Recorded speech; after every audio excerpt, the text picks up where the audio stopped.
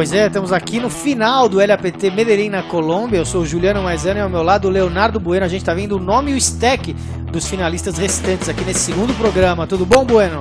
Tudo tranquilo, Juju. A gente tá vendo aí o Veder Gutierrez, jogador colombiano, local. Tá muito focado aí na conquista do título. E a gente tá vendo aí, ó, o Alejandro Arrubarrena, que acho que já teve em outros programas aí, joga bastante o LAPT. O Christian De Leon é o Grilo, que é o profissional do Team Poker Stars do México. Juan Pastor também é um jogador conhecido, né, Bueno? O pessoal do online conhece muito ele, mas ele foi eliminado assim que começou a mesa, né? Não deu muita sorte no programa, pelo Miguel Moscoso, que eliminou ele com um par de reis. É isso aí, então a gente tá vendo aí os 8 já que começaram essa final e já vimos aí, por exemplo, como o Maio Rock, que já foi eliminado no chat, a gente tá vendo quem foram os eliminados. Temos aí 6 jogadores, então. 6 jogadores, Christian De Leon aqui na posição 1 de costas. A gente tem a arte aí, a arte nova, né, que você pode acompanhar sempre ao vivo no LAPT também. Inclusive o próximo LAPT vai ser no Peru, né, logo após o BSOP. Quem quiser ver ao vivo, é só ficar ligado aí no site www.tvpokerpro.com. Essa semana já está acontecendo o BSOP em São Paulo, o BSOP que vai ser uma grande festa aí, a volta aí da temporada de Las Vegas. Vamos ter muitas feras jogando o BSOP São Paulo e já na sequência o LAPT Lima, lá no Peru. Então a gente está vendo a arte aí, muito legal essa arte, que é a arte que o PokerStars faz ao vivo junto com a gente aqui no LAPT. O Velasco aí dando um raise de 120 mil e você vê que ele tem um stack de 2 milhões e 100 mil fichas, né? Aí você também vê a posição deles ali, ele está jogando no Dealer e o Luzardo no Big Blind. Muito legal, até o pessoal que está aprendendo, né, Bueno? Sim, é bom porque todas as jogadas no poker dependem do stack que você tem na mão. Então se seu stack, às vezes tem uma mão e com stack maior a jogada é uma, com stack menor a jogada é outra. Então a gente poder ver aqui em casa o stack de cada jogador dá uma precisão maior para os comentários e para a análise do pessoal aí em casa, né? Isso, o flop vira dama, dama e 9. E uma diferença que você vê dos nossos programas do BSOP, né, e alguns outros torneios, que você não vê as cartas do Luzardo e do Velasco, você vê que não tem nenhuma câmera na mesa, microcâmera. Então esse torneio estava sendo transmitido ao vivo, mas a gente vai descobrir as cartas assim que eles mostrarem, né? Dama, dama 9, ninguém apostou nesse flop, né? Ninguém quis representar que tinha a dama ou que não tem medo da dama, deram mesa e veio pro turn que veio um 8 de espada. Bueno, o que você acha aí do pessoal que não aposta num flop aí, um pouco passivo? Até quando vem um flop dobrado, às vezes acontece isso, né?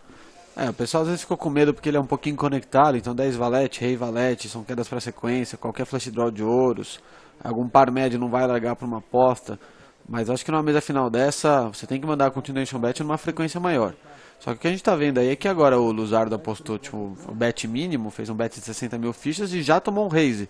Ou seja, ele por não ter apostado, agora ele não sabe se ele gerou um blefe por essa passividade dele no flop e a aposta pequena no turn.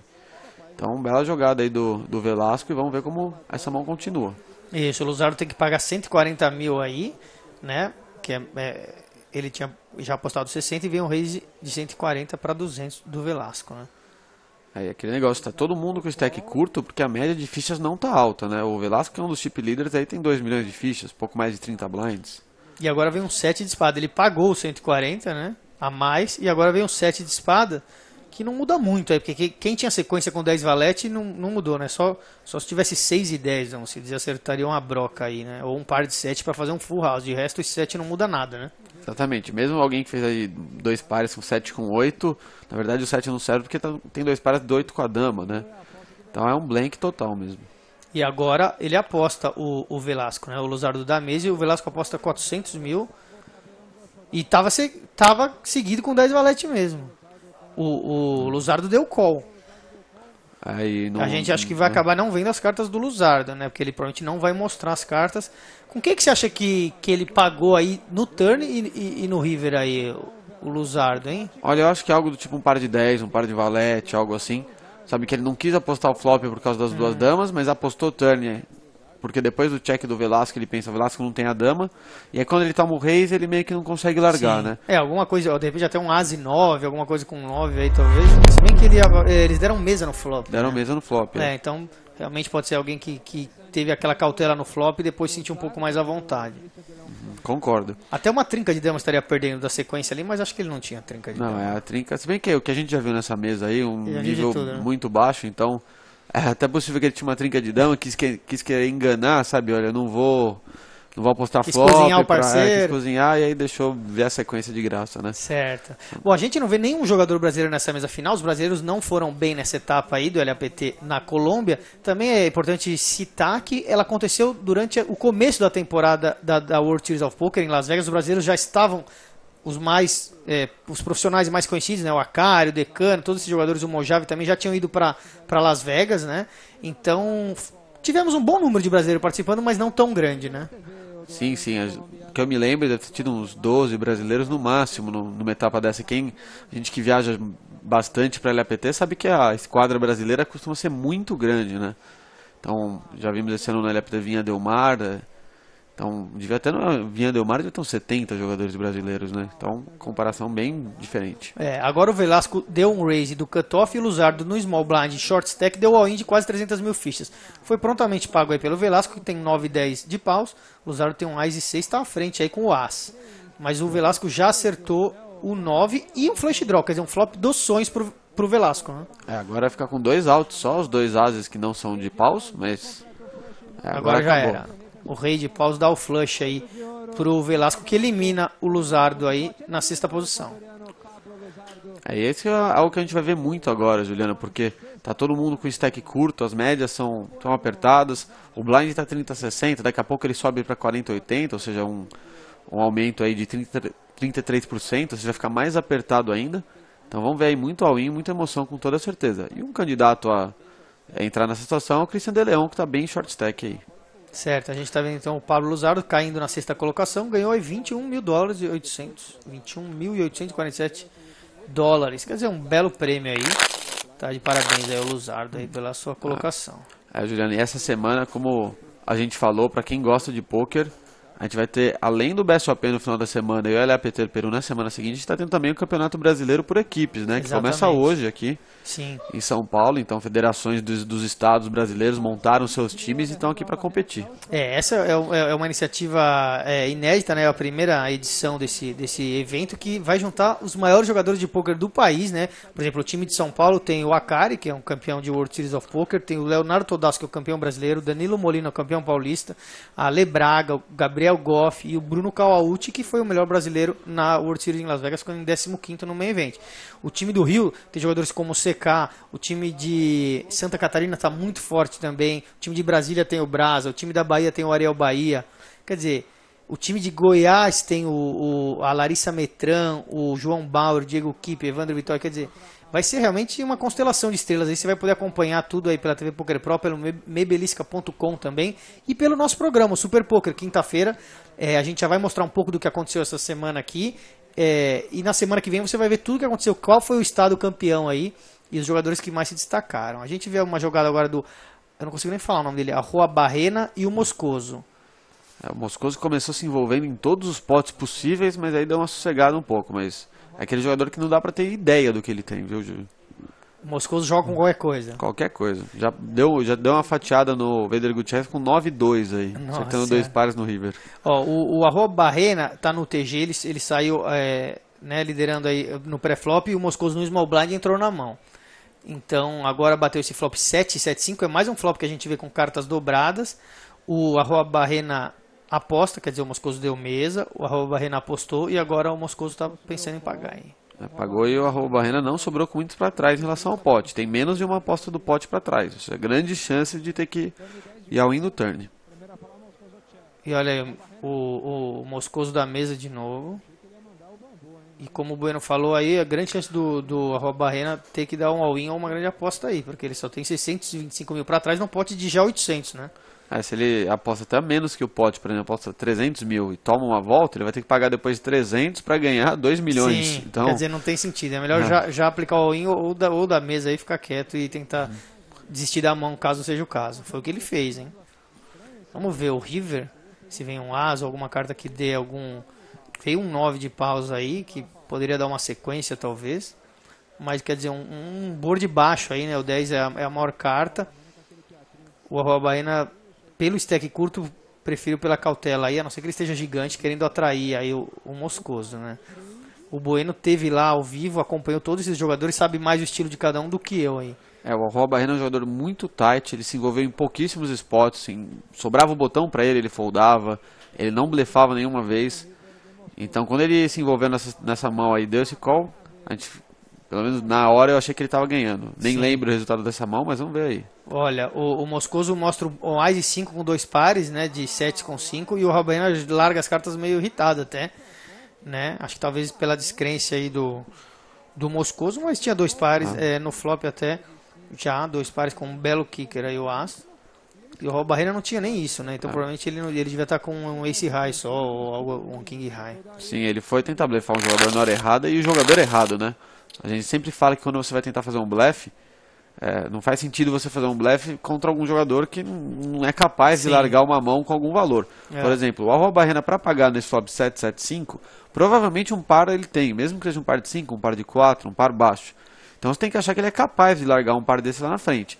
Por mais que você reconheceu, olha, ele tem uma mão fraca, você percebeu isso? Se ele não larga a mão fraca, não adianta blefar ele. Você está investindo algumas fichas que não vão te dar o retorno necessário. O blefe não vai passar a porcentagem de vezes que precisa passar. É o que dizem que talvez com um jogador desse tipo você tem que jogar mãos de valor. Aí quando você acertar um jogo muito grande, você apostar porque ele vai pagar com um jogo ruim também, né? Exatamente. Nesse caso, se o Arrobarrena tivesse um 9 na mão, por exemplo, um valete 9 que ele acertou um par no river, muitos jogadores eles não apostariam porque eles iam ficar com medo do 10, da dobra do 7. Mas contra o Moscoso, que é um jogador que você sabe que vai pagar com um par baixo, aí você aposta com o seu par de 9 que ele vai pagar e você vai extrair muito valor dele. Isso, a gente esteve falando aí sobre os jogadores aí que vão estar aí nesse campeonato estadual por equipes, o campeonato da Confederação Brasileira de Texas Hold'em, e falamos do Bruno Caotti, foi bem na World Series of Poker, o Todaço também, Eduardo Marra, tivemos mesa finalistas como o João Simão, o Bauer, Ariel Bahia, quer dizer, um ano bom aí foi para o Brasil essa World Series of Poker. Eu mesmo fui premiado no main event, foi meu primeiro main event,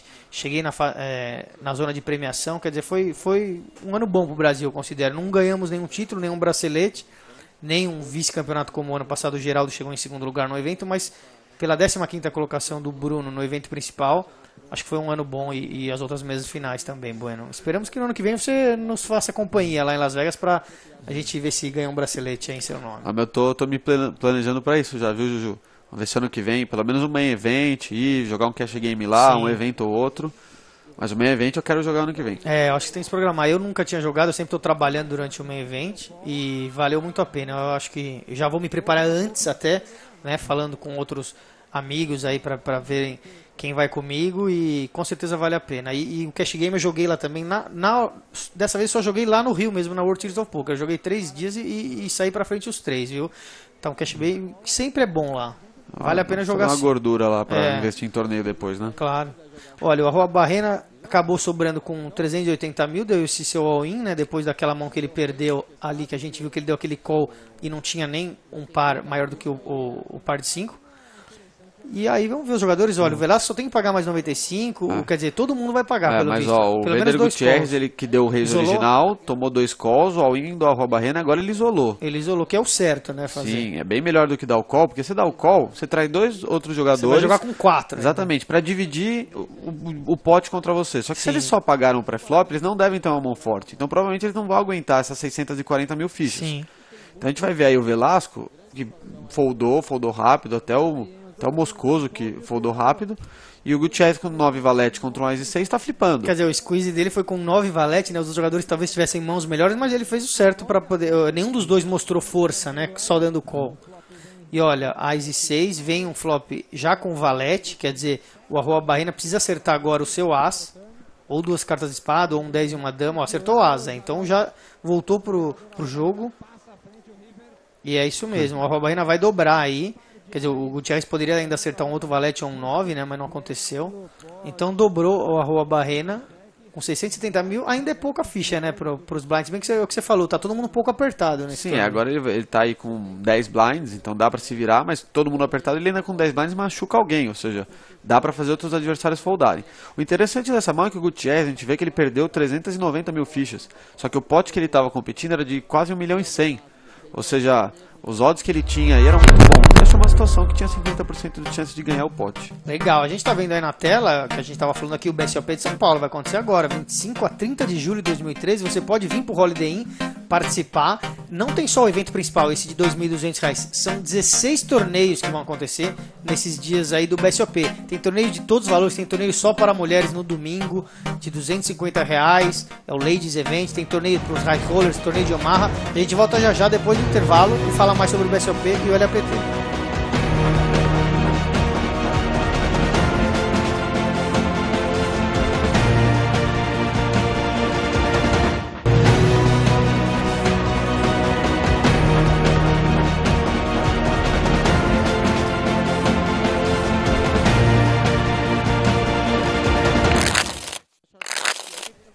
É isso aí, olha aí o chip count, né? O Miguel Velasco com 3.115.000, a gente vê o Christian de Leon lá com 830.000, ele é quem tem menos fichas, a gente vê ao lado a variação aí, né?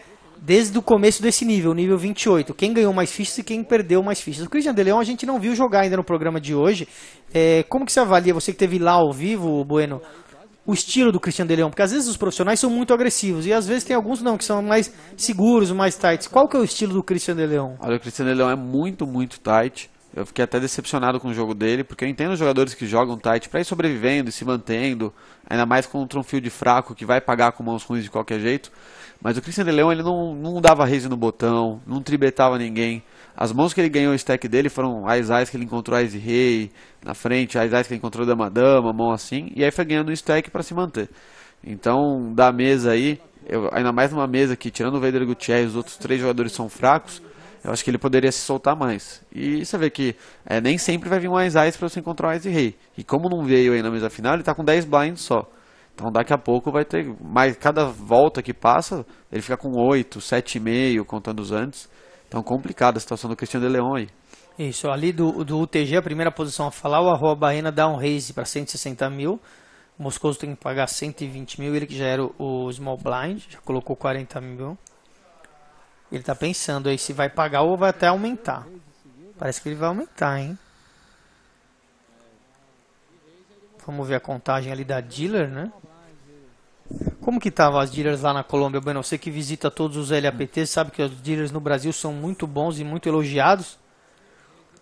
Olha, foi um pouco melhor que a média dos LAPTs. Óbvio que não chega perto do que foi o LAPT do Brasil. Sim. Então, enquanto a gente vê aí a win call do... o Moscoso voltou um raise, né? Ele que tem par de 8 e o Arroba Barrena prontamente pagou com As e Rei. Uma jogada um pouco padrão, um par contra um As e Rei, os dois jogadores não tinham como fugir desse all-in pré-flop, né? Ainda mais com o stack curto que eles estão, né? Isso, 8-8 ainda à frente, né? O Arroba Barrena precisa encontrar um As ou um Rei, senão ele vai ser eliminado. Aí, ó, vem uma Dama que não adianta em nada, agora só um As ou um Rei, senão ele é eliminado, o Arroba Barrena.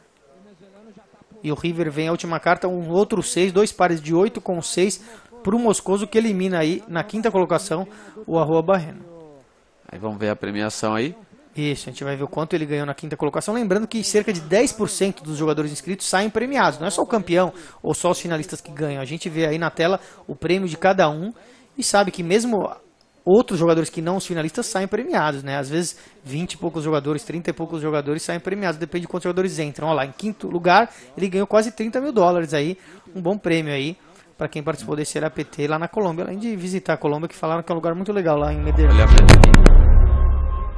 Medellín é uma baita de uma cidade, viu? Eu gostei muito e pretendo voltar pra lá com toda certeza no ano que vem. Olha, agora a gente vê a situação de fichas e os bebês. Bebês são os big blinds, a quantidade de big blinds que o jogador tem. É pra você ter uma melhor ideia do jogo. Então o Moscoso, que tem 3.440.000, ele tem 43 big blinds. E o short stack, o Christian de Leon, tem só 10 big blinds, como você tinha acabado de falar. Quer dizer, ele tá numa situação apertada, os outros 3 estão mais tranquilos, né? 24 big blinds, 37 big blinds, dá pra aplicar bem um jogo já, né? Com 30, quase 30, como o Vader Gutierrez tem, dá pra você dar um raise steal, por exemplo. O jogador dá o raise pra 2.2 blind, você faz lá tudo 6, e se não passar você ainda tem 18. Você então, não é obrigado a ir pro all-in, você pode largar depois. Você né? pode largar, entendeu? Então você tem uma flexibilidade maior, você pode fazer mais vezes esse move. Agora o Christian de Leon não tem isso. Se alguém dá raise e ele quiser, all-in ou fold. E ao mesmo tempo, por exemplo, alguém dá um raise e aí o Christian de Leon dá o all-in, outro jogador vai ter que pagar, tipo, 8 blinds coisa, né? Pra ganhar aí uns 14,5, que Sim. vão ter 15 blinds. Ou seja, qualquer coisa que a pessoa dá o raise, meio que vai ter odds pra pagar. Ou seja, ele fica muito mais vulnerável, o Christian de Leon. E ele que tá no Big Blind agora.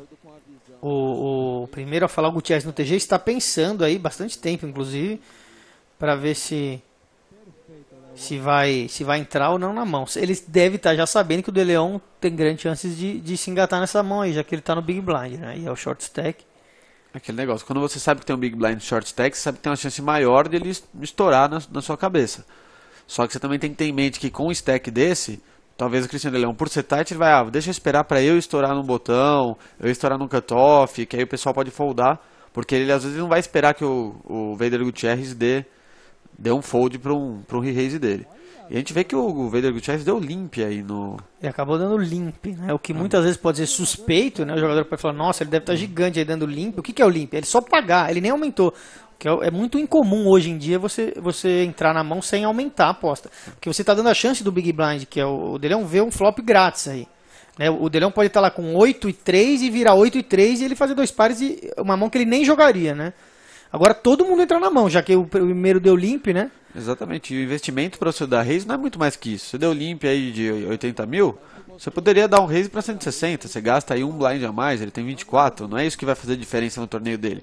Mas com esse um blind a mais, ele consegue fazer o De Leon e o Velasco foldarem mãos fracas, né? Claro. Como exemplo que você falou, um 8-3, um 4-9. E se o De Leon agora, já que veio todo mundo de limp, se ele dá o all-in dele, você acha que ele tem uma chance de espantar? Porque se ele espantar o primeiro, ele deve espantar os outros dois. Sim, e puxar concordo, esse pote, acho que ele deveria ter feito isso. Tipo, com muitas mãos, óbvio, se tiver um 2 e 3, aí é complicado, mas com muitas mãos, tipo um 7 8, já off, valeria. Eu acho que já vale, porque você ganha vários blinds, ele tá muito desesperado por... Ó, um 7 8 e um 2 e 3 teriam acertado esse flop aí. Quer dizer, eu acho que no lugar do De Leon uma grande chance de fazer isso que a gente falou, né? Mas agora ele já não fez e veio o flop 2, 5 e 7 e ele dá mesa. Não, sem falar que outra coisa interessante é que quem deu o limp foi o Gutierrez. E o Moscoso tá com ficha e tá pagando muito pré-flop. Então se o Gutierrez tivesse uma mão forte, não faz sentido ele dar esse limp, porque ele espera que o Moscoso vá pagar de qualquer jeito. Claro. Ou seja, é bem provável que o Gutierrez tenha uma mão do tipo um 6-6, sabe? Alguma coisa assim. Mas que também tá errado de dar limp. Um 9-8, que eu concordo que também tá errado de dar limp, mas o Christian De Leon não tá muito atrás mesmo. Tipo 9-10 contra o 6-6 tá flipando, claro, né? E o time já tem um pote muito grande para ganhar lá. Então eu estouraria com muita coisa nessa situação. E olha, agora vem um 8. Os jogadores bem passivos, né? Você teve aqui com o Vitão acompanhando a semana passada. A gente viu aí os jogadores pensando muito, jogando bem passivamente alguns. E continua o jogo um pouco assim nessa final aí, né? Mesa a mesa aí dos jogadores, os 3 jogadores na mão. Veio agora um 4, quer dizer, bateu tudo lá embaixo, né? E só o De Leon que saiu, né? No flop. Ele largou, ele que poderia ter tido cartas aí nesse miolo, ou pelo menos representado ter cartas aí no miolo. Acabou sendo o único que largou da mão. E a gente vê uma aposta do Vader Gutierrez.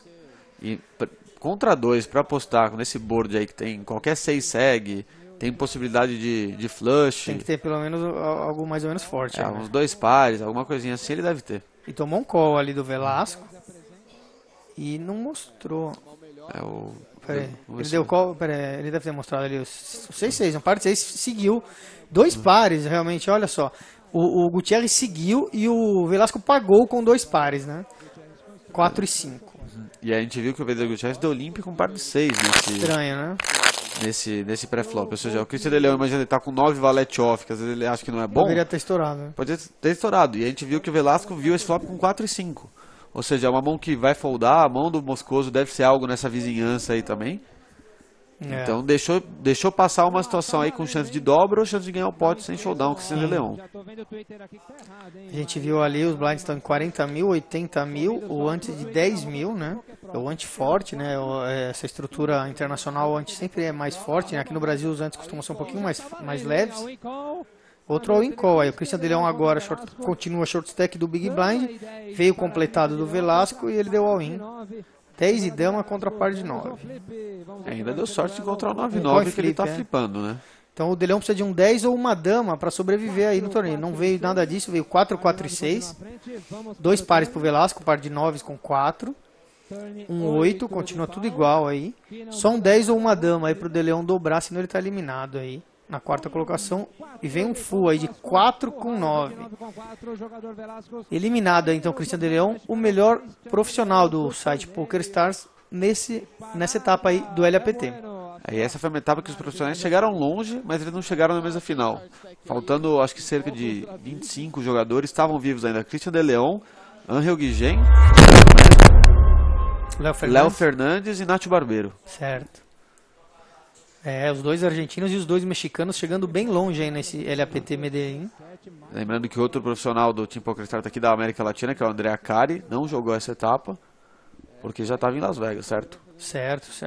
Chegou longe até num torneio de Horse lá, chegou na semifinal lá, mas acabou não conseguindo chegar na mesa final. Horse é uma modalidade de poker diferente dessa aí do Texas Hold'em, é uma modalidade, na verdade são 5 modalidades, né? É o que chama de Mixed Games, são 5 jogos diferentes que vão se alternando aí pelos níveis e o jogador tem que conhecer esses jogos todos, que é o Omaha High-Low, Stud High-Low, Stud High, o Limit Hold'em e o Rest também. Aí então Moscoso e Gutierrez tem um stack semelhante aí os dois, né? 2.600.000 para o Moscoso, 2.300.000 para o Gutierrez. E mais um board dobrado, vem Rei 3. Acho que todos os flops foram dobrados no nosso programa de hoje, hein? E eu não vi uma trinca até agora, né? Ninguém tem, né? Ou seja, pode soltar o braço que trinca é difícil de fazer, né? Quanto mais cartas iguais tem no board, menos dessas cartas sobram no baralho, né? Para estarem nas mãos dos jogadores. Por isso que boards com 2 cartas assim são bons para você blefar. É isso aí. Agora, olha, os jogadores dando mesa, vem aí o 4, ninguém aposta. Um jogo bem passivo aí. Olha, mesa até o final. 2 pares de rei com 3, ele não apostou. Ficou com medo da dama, ficou com medo do 4. Quis ganhar só aí acho que uma das...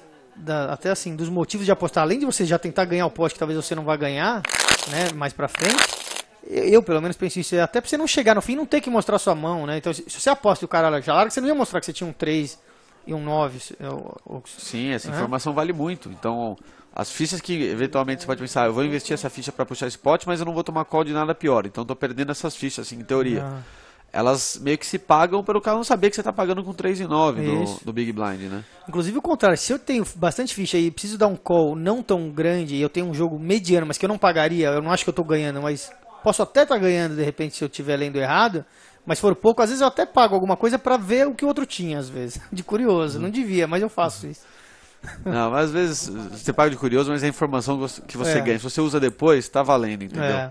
Óbvio que o poker é um jogo onde o objetivo é ganhar ficha. Claro. Então, fazer a jogada que vai te dar mais fichas no longo prazo. Claro. Mas vira e mexe no longo prazo envolve outras jogadas, não só aquela que você está jogando, né? Sim.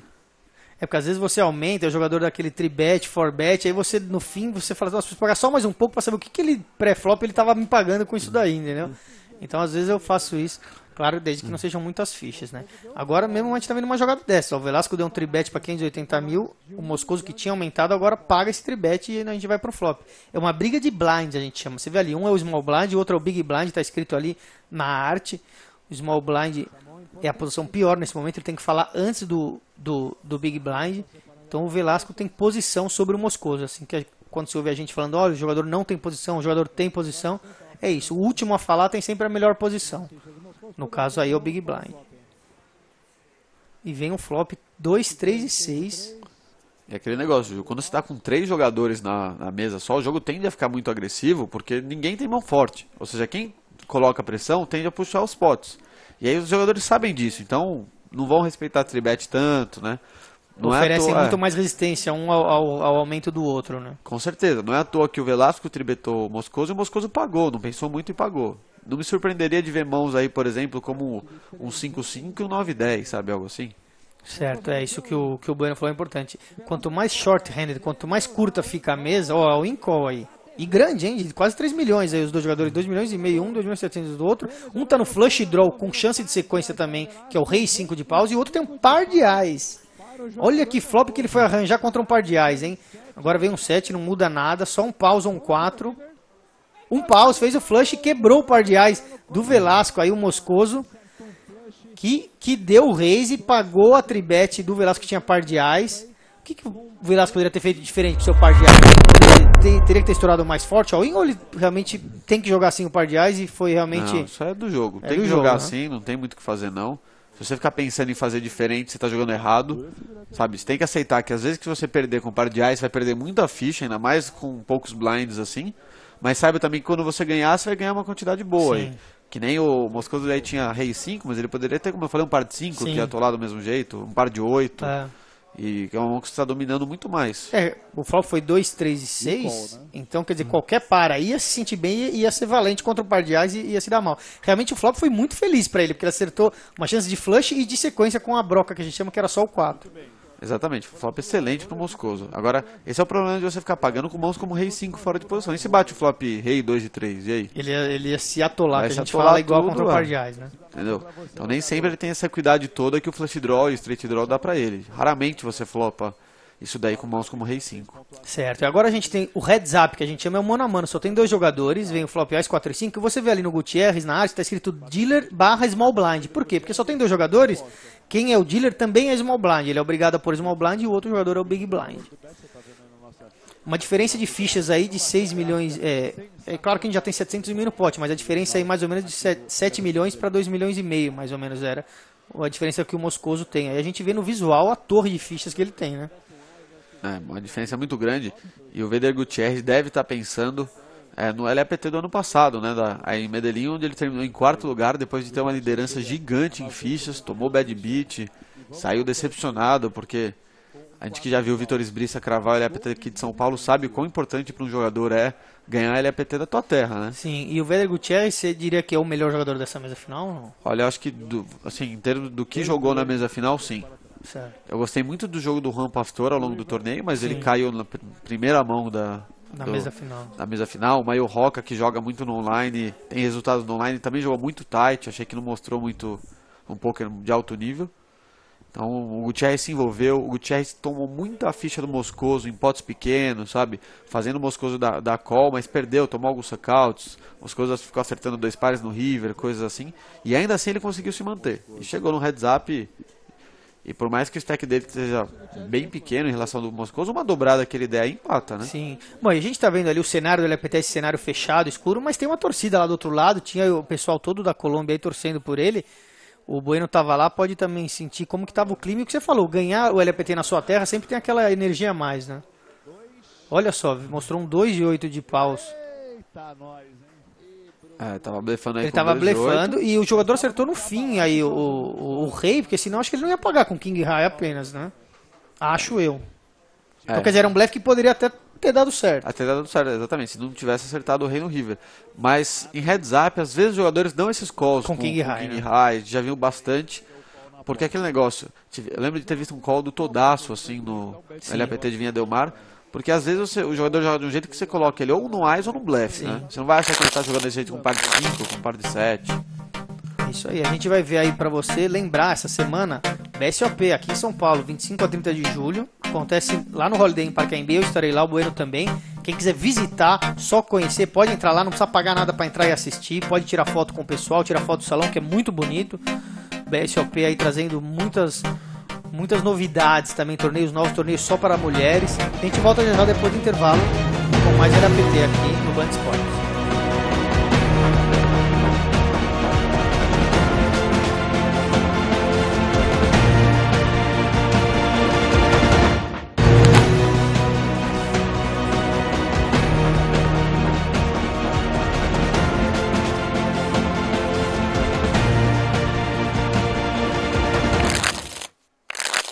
É isso aí, estamos de volta aqui no Heads Up. A gente viu ali o BSOP, que acontece agora em São Paulo, e todos os outros BSOPs. O evento principal custa R$ 2.200, mas você pode entrar lá por muito menos que isso. Todos os BSOPs, na quinta-feira e na sexta-feira, você pode jogar o satélite para o BSOP. Custa R$ 250 e a cada 8 jogadores mais ou menos que entram, você ganha uma vaga para o torneio principal. Então você vai jogar um torneio legal na mesa do BSOP, com os dealers do BSOP, que é o satélite, que já está naquele clima legal do BSOP, e ainda pode ganhar vaga para o evento principal e um dia depois lá jogar o evento principal gastando só R$ 250. Outra opção boa é jogar pela internet. É só entrar no PokerStars.net que tem alguns satélites de graça para você. São os free rolls, é só entrar lá, PokerStars.net, e procurar os satélites para o BSOP. Toda semana acontece e você pode ganhar para várias etapas. Mais um, Bueno, desculpa interromper, mais um board aí, 6, 6 e 7. A gente estava falando também sobre o lance que eu perguntei para você, do Gutierrez, que está lá na Colômbia, se tinha uma torcida para ele, se ele estava sentindo alguma pressão por ganhar, talvez ter a chance de ganhar agora o LAPT na sua casa, né? Olha, tinha torcida assim, até porque a Colômbia estava num clima muito patriótico, porque estava tendo eliminatórias da Copa, teve o jogo contra a Argentina, que foi fora, então tive a bandeira da Colômbia por todos os lugares. E o Gutiérrez, acho que a pressão não vem tanto disso, vem pelo fato dele ter quase ganhado ano passado. Então ele pensa, pô, se eu perder de novo este ano, ele sabe que ele está jogando contra o Moscoso, que é um jogador fraco. E às vezes, eu sei que de torneios que eu já joguei, às vezes você tem muito mais pressão jogando contra um jogador fraco, que você pensa, pô, se eu perder pra esse cara aqui... Eu sou obrigado a ganhar do cara, sou obrigado a ganhar. Agora, quando você joga contra um cara que sabe que é bom, você sabe que, ó, Sim. qualquer um que ganhar aqui tá justo, né? Então, acho que a pressão do Gutiérrez é essa. Torneio televisionado aqui para toda a América Latina, a Colômbia inteira assistindo ele é um cara que é muito conhecido lá dentro da Colômbia. A presença dele na mesa final saiu em jornais que a gente leu lá em Medellín. Então, ainda mais pro venezuelano, né? Tem toda aquela rivalidade entre Venezuela e Colômbia. E olha aí, o Gutiérrez apostou, o Moscoso pagou 300 mil no River, e o Gutiérrez tem Ás e 3, 2 pares de Ás com 6. E você percebe que o pote estava bem pequeno aí até o River no turn, ninguém apostou. E o jogador tinha acertado no flop já, 2 pares de 7 com 4, deixou, né? Deixou barato aí o Ás no turn. O que eu estou percebendo é que os potes estão sempre bem pequenos. Se o Gutiérrez realmente tem mais experiência e mais nível de jogo, ele pode aproveitar um pouco isso também, que o Moscoso deixa o jogo barato. Ele pode jogar um pós-flop aí contra ele, né? Sim, e é o que ele está fazendo, de pouquinho em pouquinho. A gente viu esse pote aí, ele ganhou 500 mil fichas, só que ele ganhou 500 mil fichas, o Moscoso perde 500 mil fichas. Ou seja, aquela diferença reduz em 1 milhão do stack entre eles. Certo. A gente viu 2 potes que o Vader Gutiérrez ganhou que praticamente empataram essa disputa. A gente vai ver daqui a pouco aí na tela a contagem do stack dos jogadores. Mas aí, ó, 3 milhões e 400, o Gutiérrez deve ter perdido algum pote entre... Nesse meio, nesse a gente meio, não mostra né? todas as mãos aqui, né? É editado, a gente põe as mãos mais chave, porque senão nem cabe no programa, porque o torneio dura aí 10, 12 horas por dia. Uma mesa final costuma durar 6, 7 horas, né? Uma mesa final dessa. Sim, por aí. Mas a gente vê aqui, olha, 3 milhões e 400 para 5.400. Quer dizer, já grudou bastante. Quando começou, tava tipo assim, 2 para Isso. 6 e pouco, Isso. 2 para quase 7, né? Quase 7 milhões o Moscoso. A gente vê que ele ainda tem bastante fichas, mas as fichas brancas passaram um pouco para cá, que são as fichas que valem mais, né? Exatamente, para quem tá aí em casa, a ficha azul vale 5 mil e a ficha branca vale 25. É isso aí, 25 mil aí, então cada torre dessa aí é 500 mil. All-in ali do Gutiérrez. E parece que foi pago. Foi raise, 3-bet, 4-bet all-in. E par de 8 pro Gutiérrez e par de 4 aí pro Moscoso. Quer dizer, o Gutiérrez vai dar uma dobrada e vai deixar o Moscoso com 2 milhões aí, cerca menos, até 1 milhão e 800 mil. A não ser que ache um 4, né, o Moscoso. Olha, já pode fazer a sequência aí, o Gutiérrez, e já bater aí o prego aí no caixão aí pra essa dobrada. Dobra o 10, só o 4 agora que mudaria. Um full de 10 com 8 contra um full de 10 com 4. Dobra o Gutiérrez. É uma mão um pouco padrão, né? Um par de 4, uma mão forte no heads up, assim como o par de 8, obviamente um pouco mais forte. É isso, né? Não tem como largar um par. Porque quando você tá no heads up, pra quem tá em casa, a chance de você ter um par pré-flop aí é de 1 sobre 13, mais ou menos, assim, né?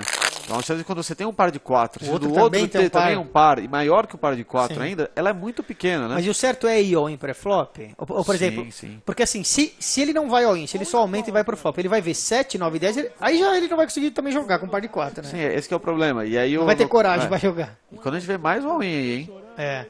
Aí o pote...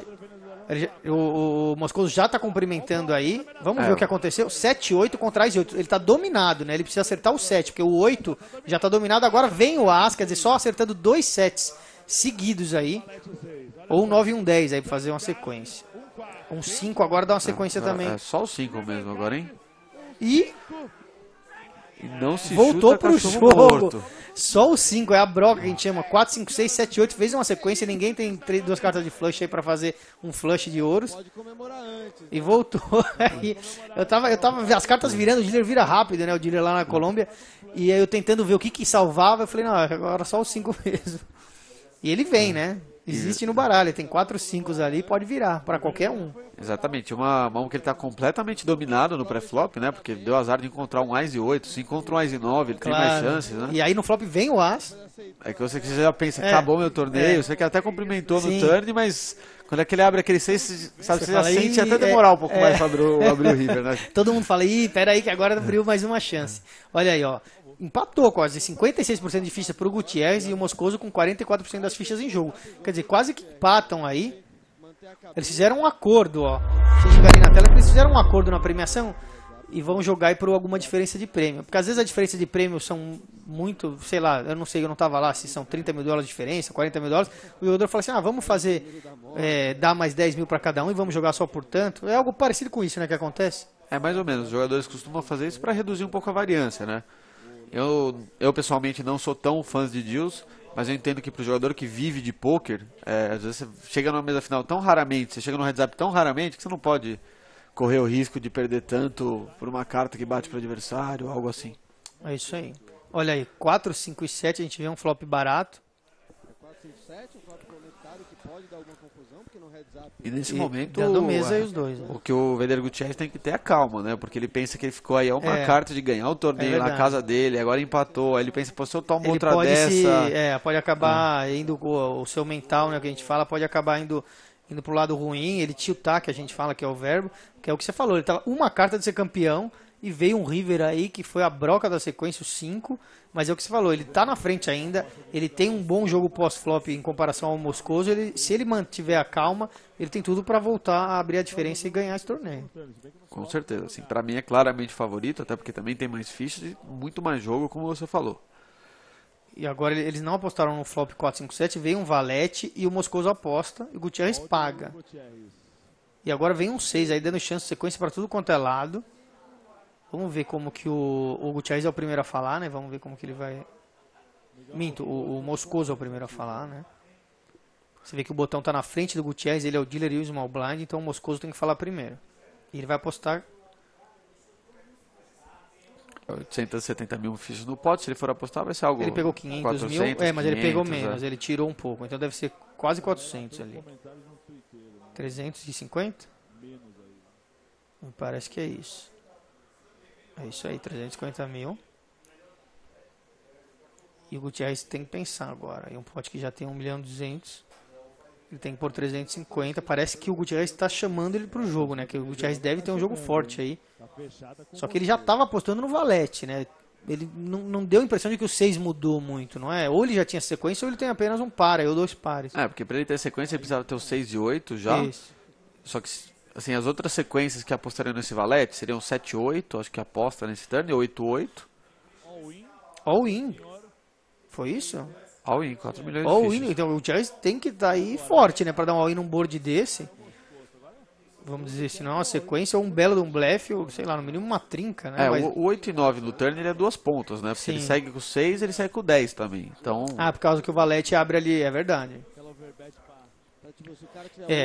Num board desse, ou é um blefe ou tem que ser uma sequência, né? Sim, é um blefe total. Só que eu não sei se ele arriscaria blefar um Moscoso com esse valor. Se ele colocaria assim, eu vou colocar meu torneio em casa aqui com esse valor. Geralmente, a gente que joga tem tempo, tem uma jogada que a gente conhece que você faz isso quando você está com sequência nuts, porque você sabe que o... Não, com nada às vezes você nem faz. Você faz só com nuts, só com 8 e 9, porque você sabe que o Moscoso não vai ser capaz de foldar aí um 8, se ele tiver só o 8, entendeu? E você pensa assim, se eu fizer menor... É difícil largar um 8, não é? É muito difícil largar um 8 aí. Mas às vezes você tem que pensar que se ele só faz isso com 8, 8 e 9... Você está no mínimo empatando. Você está no mínimo empatando, entendeu? Então raramente você vai ganhar o pote, mas às vezes acabou o teu torneio. Então não duvido que ele largou. O Vader tinha um 8 e 9, não. E aí a gente não tem como saber, né? Só se a gente perguntasse pra ele lá. Vocês perguntaram ou não? Não. Chegar no Twitter e mandar agora pra ele, não. Olha aí, 63% das fichas com o Gutierrez, o Moscoso caindo um pouco aí para 37%. Aí um detalhe interessante do heads up, Juliano, que aumenta a vantagem do jogador mais forte, e a gente tá vendo aí... O troféu chegou agora, hein? Enquanto chega o troféu aí, Davi Carrion, presidente do LAPT. É muito bonito esse troféu. Realmente, eu gosto muito dos troféus do LAPT, é muito bom gosto esse. Olha ele passando a mão lá. Então o que acontece nos heads ups é que os jogadores se envolvem em mais situações pós-flop, porque eles não podem ficar foldando muito e qualquer mão é meio que decente para jogar no heads up, porque nunca ninguém tem algo muito forte, né? É muito raro vir com força. Então como os jogadores têm que se envolver em mais pós-flop, o jogador melhor vai ter mais situações para ganhar ficha do outro. Quando você está jogando, por exemplo, com 6, 7 jogadores, é um jogo que tem um pouco mais a ver com a mão que você tem e tal, os spots que você usa. Agora heads up não tem escape. O melhor leva bem mais vantagem do que uma mesa mais cheia.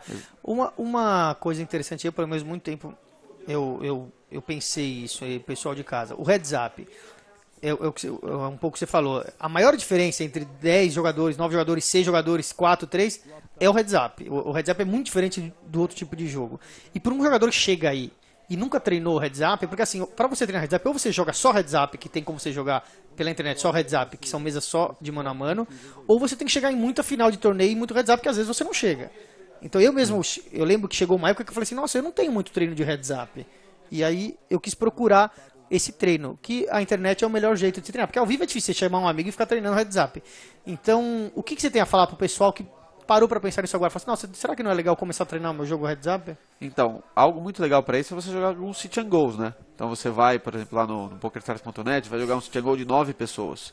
Pô, você tem uma chance grande de chegar no heads up. No você jogar 10 por dia ou 20 por dia, você vai chegar mais vezes e vai treinar mais vezes, vai treinar. Você tem os sit and goes aí de 6 pessoas também. O sit and go que o pessoal gosta muito, um de 45 pessoas e um de 180, que são meio que emula um torneio maior e vai chegando, acaba rápido, entendeu? Tá. Ou seja, você vai pegar essas situações e desenvolver. Sim. E outra coisa também... E tem o sit and go de heads up também. Tem sit and go de heads up. E por mais que o heads up ele seja meio único, o heads up envolve muita leitura de jogo no pós-flop. E acho que quem joga cash game está muito acostumado com essas leituras. Ou seja, o cara pode jogar o cash game, como está lá sempre vendo o flop, pensando o que fazer, colocando os adversários em range. E vai ganhando essa experiência. Vai ganhando essa experiência. Até meio no inconsciente ele ganha um pouco, né? A gente vê muito isso. Jogadores que são bem técnicos e teóricos e sabem tudo que eles estão falando, eles têm uma explicação. E tem alguns jogadores que eles têm o feeling só. Olha esse pote aí, a gente está no turn. Outro board parecido, ó, 5, 6 e 7, com aquela mão que foi um pote grande. O Moscoso apostou 325 mil e parece que veio um raise aí do Gutierrez. Vamos contar o tamanho desse raise. Parece que é mais 500 mil. Aí, pelo jeito, a aposta do Moscoso em relação ao pote foi grande, viu? Porque se tiver aí pela quantidade de fichas que tem lá na frente do dealer e a quantidade de fichas que tem na frente do Moscoso, ele apostou forte. A gente vê só os blinds ali, basicamente, ou um raise só. Então foi uma aposta de tamanho do pote, praticamente. E ao in-call, hein? Foi um raise de 900, all-in do Moscoso e um pronto call do Gutierrez. Já tá seguido. E um seguido para baixo. Tá é difícil, né? Isso aí não tem como largar, né? Ele acertou a broca, o 5, enquanto que o Gutierrez acertou as 2 pontas, que ele tava no flop. 6, 7, 8 e 9, acertou o 5, que matou aí. O Gutierrez o Moscoso tinha 3 e 4. Também que acertar esse 5 aí, foi o mesmo 5, né? Que deu a sobrevida para ele naquela mão lá. Trouxe para ele essa mão. Ou seja, não pode reclamar muito. Não também, pode, né? já era para ele estar morto, né?